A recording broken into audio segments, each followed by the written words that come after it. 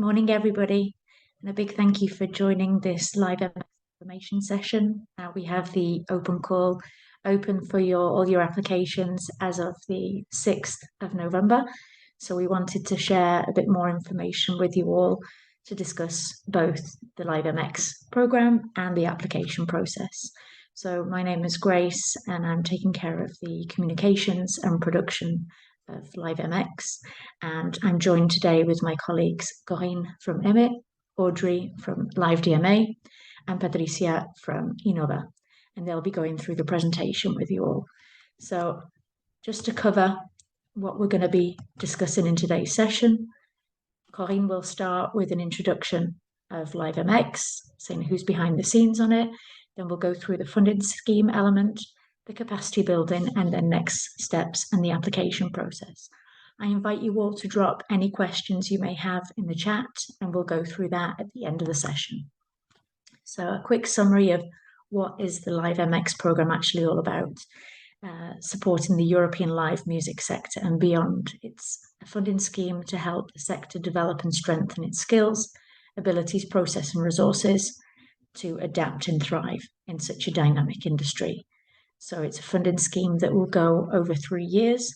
There will be 3 calls for proposals, and we will encourage these music professionals like yourselves in this space to take a leading role when it comes to the challenges that we're actually faced with. So I'll now hand you over to Corinne, who'll go through the next steps. So LIVEMX, as I was telling you, is divided in 2 parts. There is a funding scheme, which is the really big part of this project, because the idea is to have what the European Commission calls cascading grants, which mean that they are putting an amount of money, and we are here to give it to small projects, so that the cascading grant system. And there is a capacity building part of the project.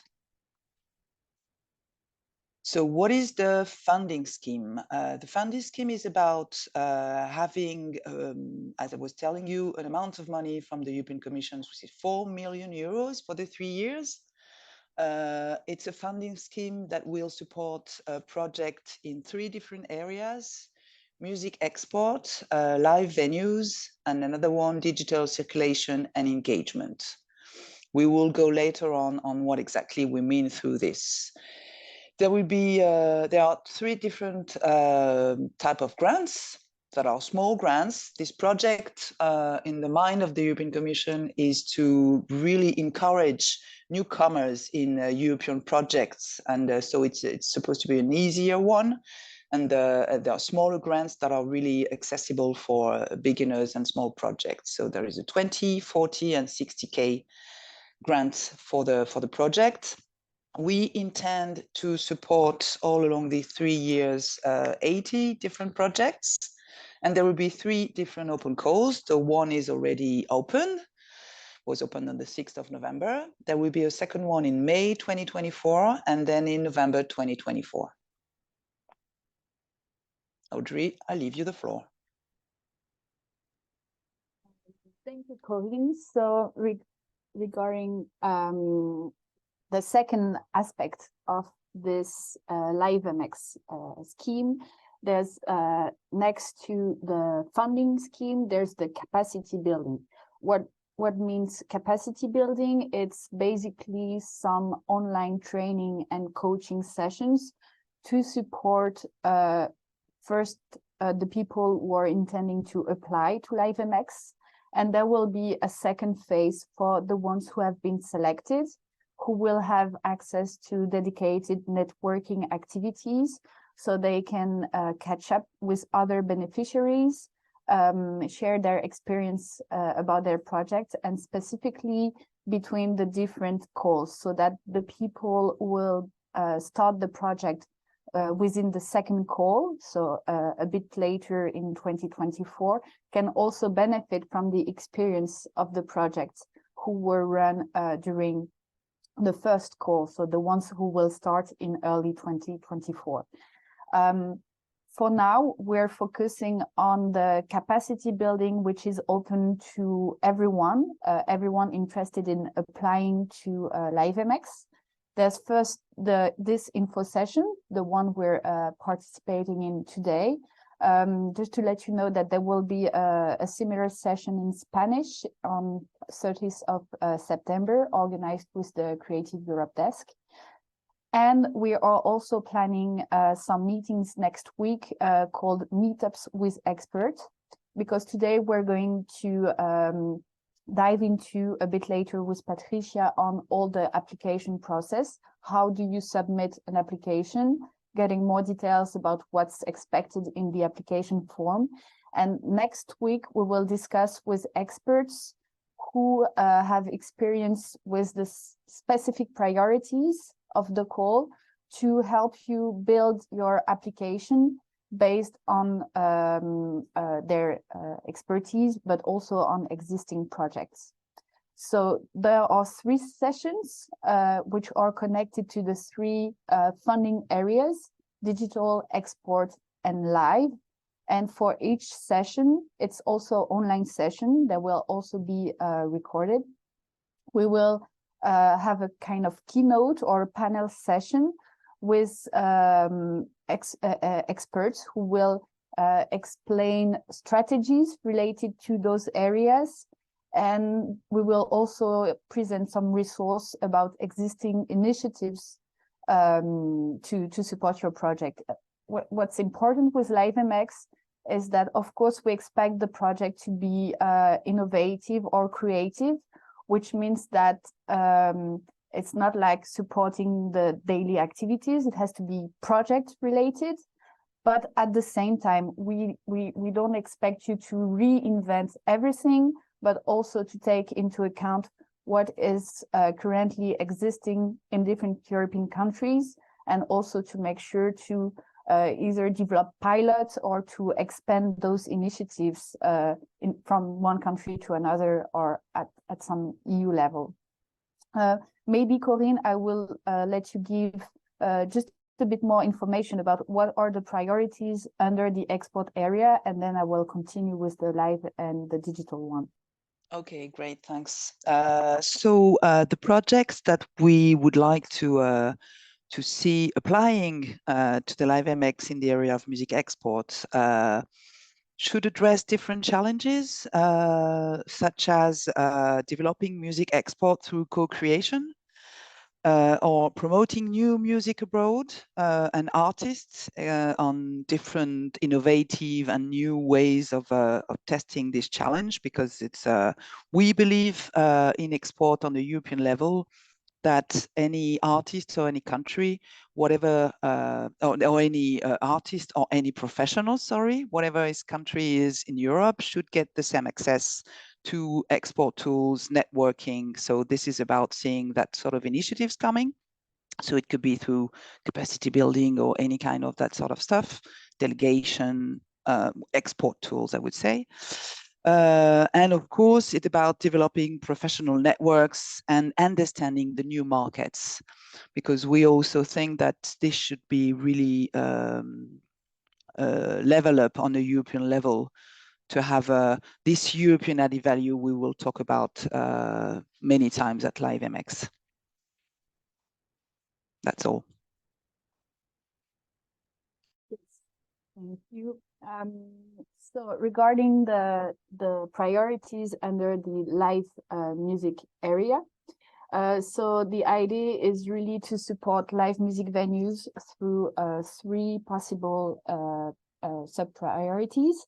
One is on booking strategies, so how to support music venues in supporting less known artists, how to find new sustainable business models to balance the fact that it's also an economical risk for music venues to book those artists. It's also about bookers' collaborations and strategies, shared strategies to develop these new models.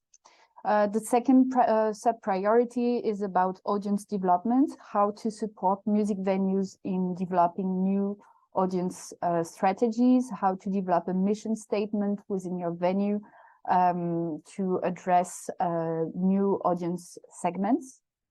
And the last sub-priority under live music venues is to support live music venues through their ecological transition. The third area is the digital one, and this one is a bit more specific. You'll see it through the application form. When you apply, you have to tick which area your project is related to. Is it export? Is it live? Or is it digital? And when you tick the digital one, then you have to tick a second box, which is it's digital applied either to the export priorities or to the live priorities. And so the priorities under the digital is really how digital tools or digital strategies can support to provide solutions for the live music and export strategies. Just one thing I forgot to mention regarding the live strategies. One transversal priority is to support the staff development in the music venues. What we've seen through the consultation process to issue those calls is that to tackle these priorities on booking, on audience development, or on ecology, people need to dedicate some staff to it, to train the staff, to make sure that the staff access the good tools, the good resource, and the good training programs. So that's also the transversal ideas through the priority of the live music venues. Maybe we can go to the next slide. So why should you apply? So if you're here today, I guess that you have the intention to apply to the call, so that's great. But here are 2 or 3 more tips to convince you to apply. So first, it's not a co-funding. It's a 100% funding of your project. So you don't have to look for complementary sources of revenues to run this project. Also, regarding the financing, it's based on lump sum, which means that when you apply, you have to select if you want 20K, 40K, or 60K. Of course, in the application form, you have to explain how you will split the budget and how you ensure the project management and the follow-up on the costs of the project. But once it's validated, once you are selected as a beneficiary, then we will ask you to report on the activities to make sure that you fulfill the activities and the objectives you said that you would do through the project. But we don't ask for all the details of the expenses of the project. And as long as you fulfill your objectives and activities, then you will get the budget you requested. Also, the projects are covered up to 12 months. It can be a bit less, can be longer, which is also a first step, let's say, to maybe apply to other EU fundings afterwards. Regarding the eligibility, what are the basic conditions to apply to the call? Well, first, you have to explain in the application what's your experience in the fields related to the call. So in the fields of live music venues or export or digital, you have to give a bit of information about this. One important thing is that the call is only open to legal entities and to organizations, so you cannot apply as an individual. Another thing is that it's mono-beneficiary, so there's only one organization per project that needs to fill in all the application form to apply. And you have to be based in one of the Creative Europe countries. The list is detailed in the guidelines, and you can also find the information on the Creative Europe websites. So how will the selection work? We are at the moment, we just opened a couple days ago a call for the jury. So there will be an external jury who will evaluate the proposals. The details of the evaluation grid is also available in the guidelines, so you can see which points are important and how much it's worth in the application. It will be a balanced and diverse group of individuals who have a solid knowledge and experience in the music industry, and with a specific expertise, of course, in the areas of the call. If you know some people who might be interested, feel free to share the jury call as well. Just keep in mind that you should avoid any conflict of interest. So of course, you cannot take part in the drafting of an application and being part in the jury at the same time. So let's just have a last look at the timeline. The first call is now open. We're having the info session today. There will be 3 meet-up with the experts next week dedicated to each priority: export, live, and digital.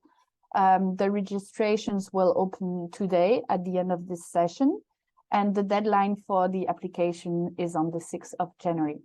Of course, there will be a second and a third call who will follow the same structure. The second call will open in May, and the third call will open in November 2024. Ready to apply? We're also ready to answer your questions first, so feel free to raise them in the chat or to ask, and we can also discuss and use this session. But before, Patricia will go through the application form and give you a bit more of information on the application process. Thank you very much. Hello, everyone, and thank you, Audrey and Corinne, for providing this overview of the LIVEMX project, but also a bit about the application process. So the reason why I'm here today is to actually go through the application itself, and I will do so by sharing my screen and actually starting off on the website.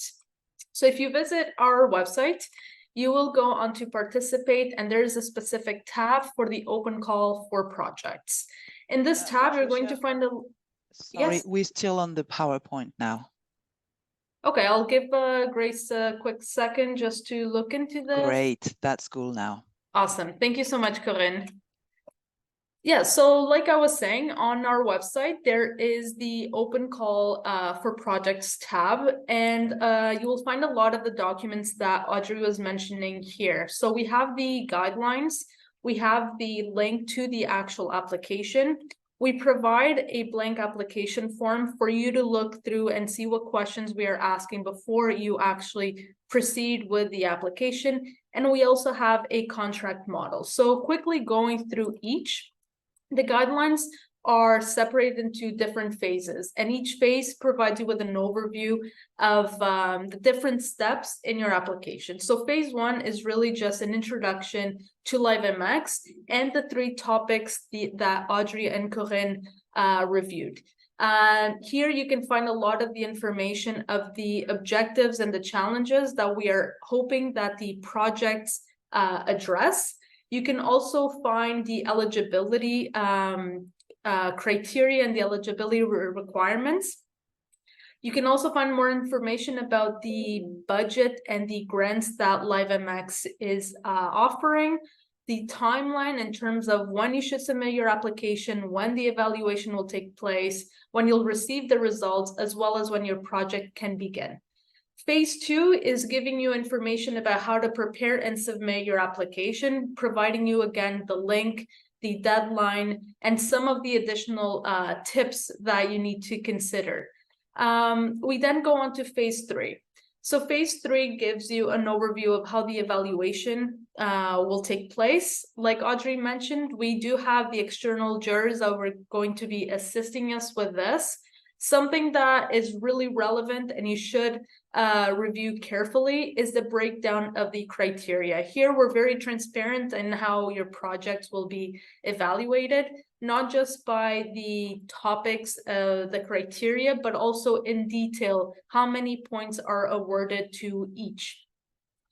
We then go on to contract signing. So if your project is indeed selected, there is going to be a contract signing phase where you're going to receive, of course, the contract, but also a number of documentation that you must provide us. So it's good to just have an idea of what these documents are, just to really assess how prepared you are for that phase. And once you receive those results, if you are hopefully selected, you can begin this process. We also provide an overview of how those payments will be made, and that's of course going to be explained in more detail in this contract signing phase.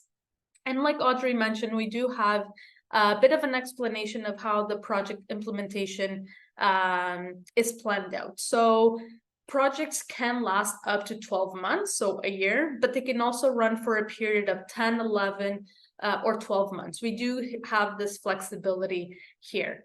What this means is that there are different possible timeframes for your implementation. It is important that you keep in mind that this implementation, so 12, 11, or 10 months, includes, you know, any preparatory actions. It includes the main event or the main outcome of your project, and it also includes any follow-up actions. So this is really the entire life cycle of your project. So you can review these guidelines for this in detail information, and you can also then access the model of the contract that if you are selected, you would be signing. I won't go too much into detail, as really the purpose now is for us all to have a really clear idea of the eligibility and also the application. This comes to a later step, but you do have access to this if you are interested to take a look at. And this will really outline the obligations that all parties have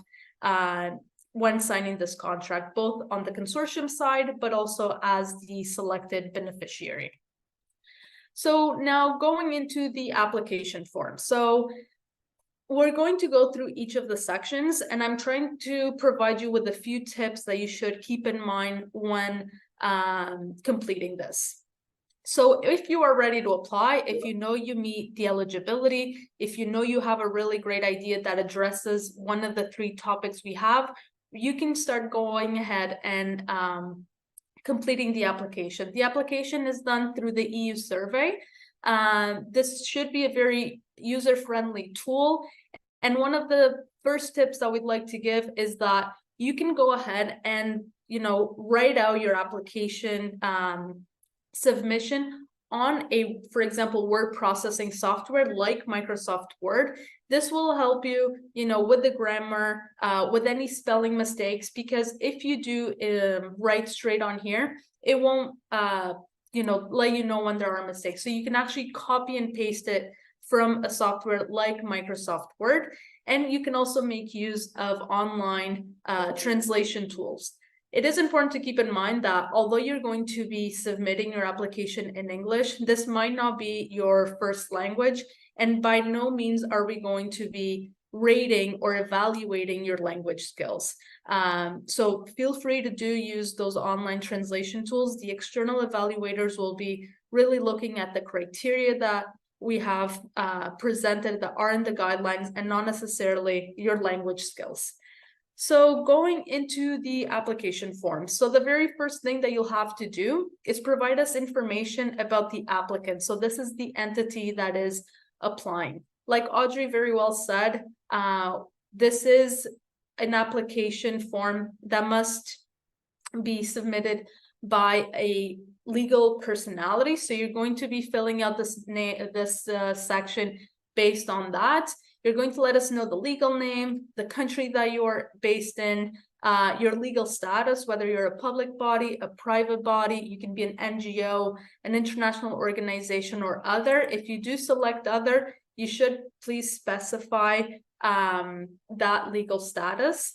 You will let us know the nature of your entity.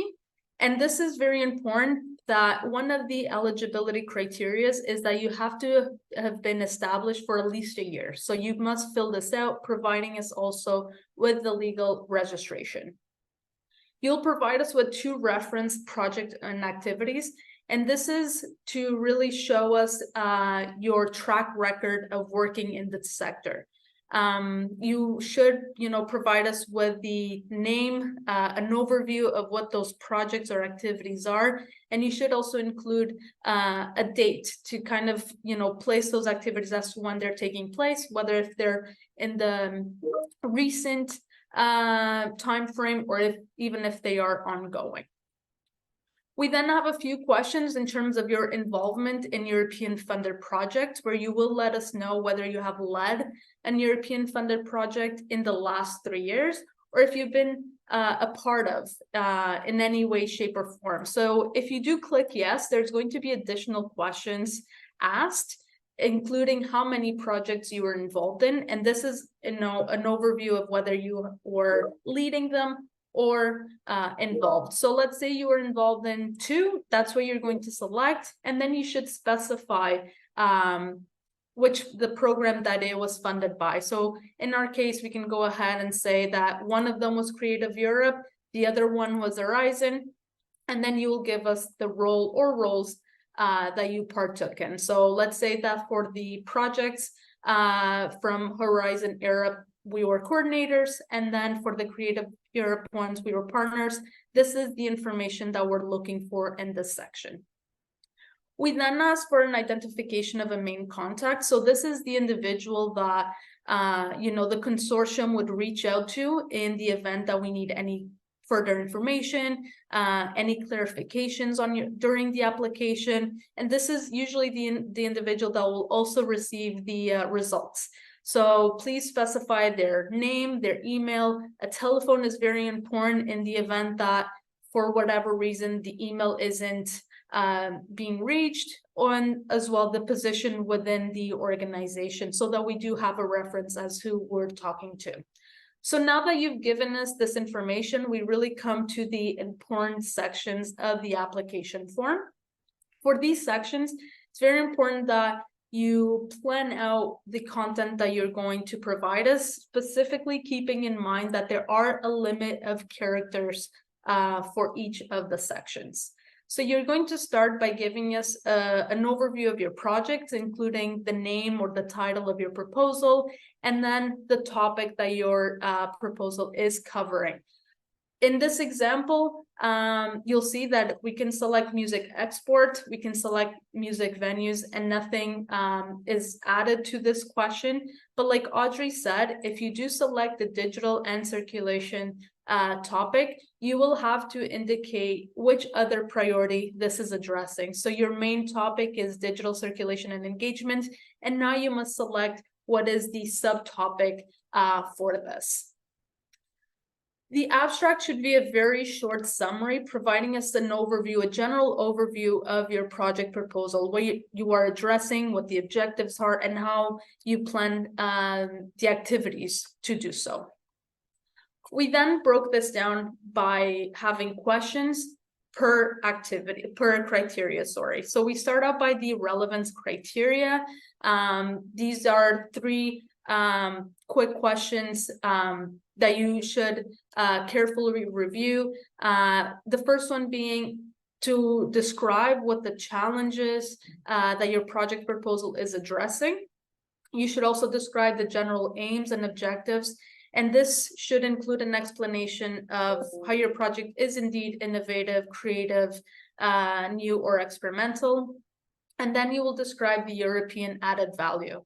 At the moment right now, this seems like a lot of information and a lot of key terms that are often, European Commission language. We do have in the coming days a tutorial video that is going to be launched on our social medias and shared with you all, that is going to give you, more tips, more clarification on what each of these questions are.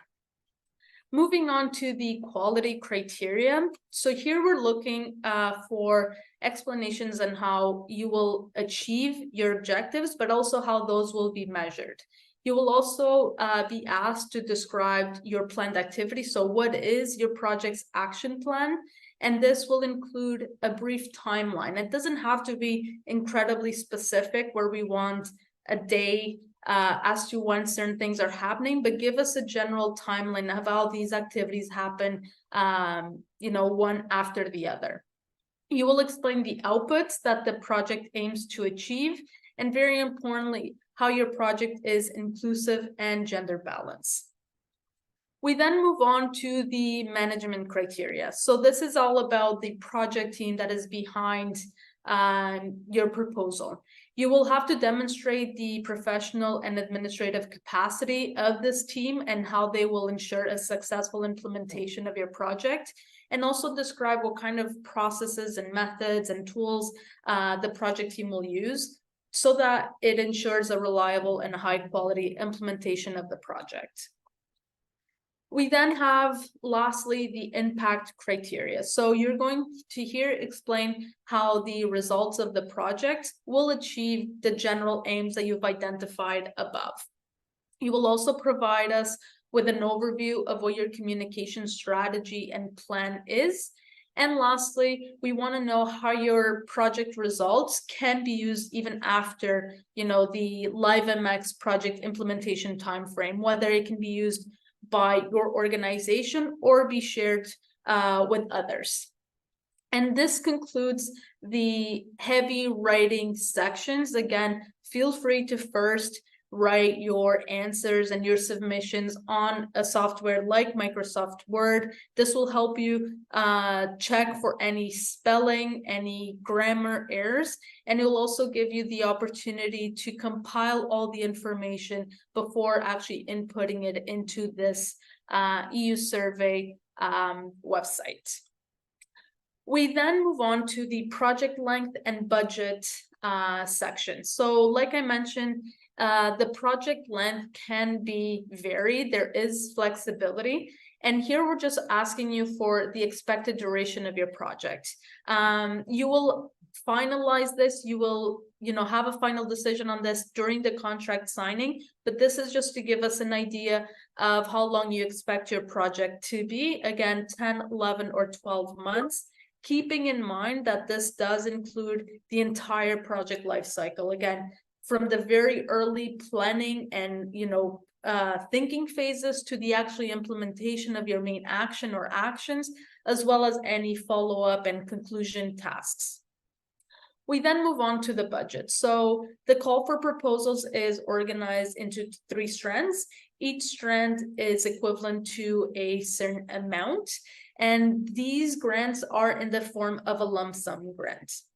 So grant A is the highest amount, which is 60,000 euros, grant B 40,000 euros, and grant C 20,000 euros. You're going to select whichever one is the most relevant, pertinent, and appropriate for the actions and for the project that you are applying with. So in our case, we could go ahead and select grant B. That's the total of 40,000 euros. And then we move on to the budget breakdown table. Here you have to list and forecast an amount per different budget categories. And the categories are staff, subcontracting, equipment, travel and accommodation, and other goods, works, and services. Again, the definition of these categories can be further explained both in the guidelines, in the tutorial videos, and as well, through our contact us form. We can provide those additional details if you have any questions. What's important here is that you will select and you will input a number that you are forecasting per expense or per budget category. So I'm just doing a quick simulation here with very easy numbers to add up. And so what we're saying here is that for our project, we're forecasting 10,000 for staff, 10,000 for subcontracting, 10,000 for equipment, 10,000 for travel. We're going to say that we're not forecasting to spend anything on other goods, works, and services. And what the application form is going to do is automatically sum up these amounts that you have here. Before you actually submit your application, make sure that the amount in here matches the amount of the strand that you have selected. you're going to have to explain to us briefly the estimation that you are forecasting. Again, it doesn't have to be in detail where you're letting us know, how much every equipment item costs. You should provide us an explanation as to, what are you subcontracting? Were you expecting to subcontract? What is the kind of the equipment and the necessity of it? You should explain to us why each of these categories and why each of these expenses are crucial and important to ensure a successful implementation of your project. Do keep in mind that the answers that you provide to us here is part of a criteria. This is being evaluated by the juries, and this is under the management criteria. You finish off with the brief declarations, which you must, carefully review and select yes to. And this is merely to confirm that the information you're submitting is correct and complete. You are declaring that you are eligible as per the criteria, that you're not subject to exclusion grants, which you can refer to under the financial regulation, and that you do have the financial and operational capacity to carry out this project. Before you click submit, you could potentially save this input as a draft. So let's say you've gone through and you have completed, up to the relevance criteria, but you've just ran out of time, or you're just not confident in the answers for the remaining of the application form. You could submit this application as a draft. If you do so, you're going to receive a link, and this link is yours. It's something that you should refer to again if you want to go back and continue the application. So you'll save that link and you can use it again to restore the application. Unfortunately, my connection seems to be a little bit slow, so you likely won't be able to see it right away, but what you will see is a personalized link that saved your input to the application this far, and you can go back to it at a later time to complete the rest. Once you are ready to submit, and you've reviewed all the application, you go ahead and click submit. You're going to receive a contribution link, and this link again is the only identifier that you have in case you need to reach out to us and say, I submitted my application, can you please confirm that I've received it, or can you please confirm that this contact information is there, or can I switch the contact information? You must provide us with that contribution ID that you will receive once you click submit. Like I said, we are preparing a tutorial video. You're going to be able to see all these steps. You're going to be able to go back to some of these explanations and some in more detail. And so look forward to that in our social media channels and on our website in the coming days. I'll pass it back to Grace. That was my very quick and brief presentation of the application form. And of course, in the meantime, if you have any questions, feel free to reach out to us. Thank you, Patricia. Thank you, Audrey and Corinne, for the introduction on the presentation. Now, what I'm noticing now is we've got a lot of questions